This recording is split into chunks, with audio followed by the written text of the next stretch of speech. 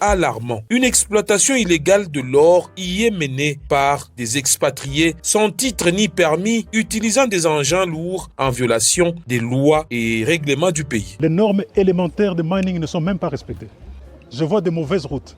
Je ne vois pas d'école moderne, je ne vois pas de centres médicaux modernes, je ne vois rien ici. Mais je peux vous dire que ce qui sort ici, je suis ingénieur, c'est beaucoup d'argent qui sort ici. Pourquoi nous permettons ça ? Face à cette situation, la réaction est immédiate. Saisie des engins, fermeture des sites illégaux et saisine de la justice pour établir des responsabilités.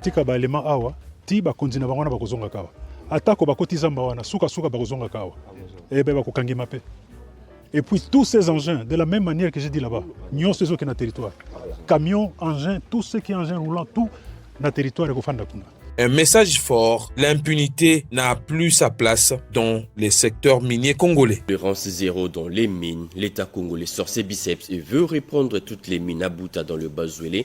Le ministre des tutelles vient de lancer une opération coup de poing contre le réseau illégaux. Saisie en cours, sanctions promises et reprise en main d'un secteur miné par des années des chaos. Cédric Yenina nous en parlait. Bazuélé. L'État sort ses griffes. Or pillé, loi bafouée, environnement sacrifié, les désordres miniers et dans le viseur du gouvernement.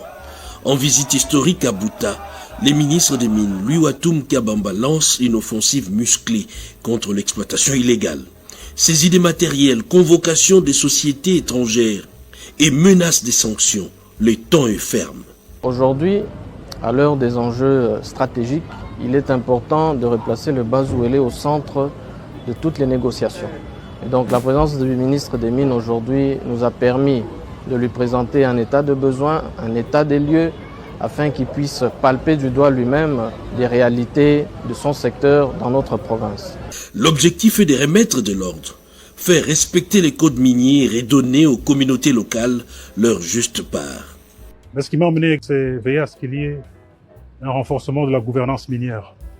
Comme vous le savez, cette province aussi a d'énormes richesses minières et il faut que ces richesses bénéficient et profitent aux fils et filles de cette province et aux enfants de la RDC. Et donc il est important de renforcer notre administration, tous les services de l'administration, de comprendre l'obligation des résultats et d'avoir des objectifs de performance, des indicateurs de performance clairs que nous pouvons évaluer et suivre ensemble.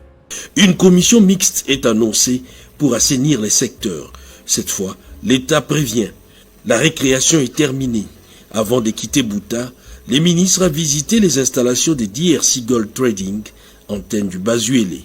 Merci à tous de nous avoir suivis. Aimez et abonnez-vous massivement à notre chaîne YouTube Tribeca Media. Au revoir et à la prochaine.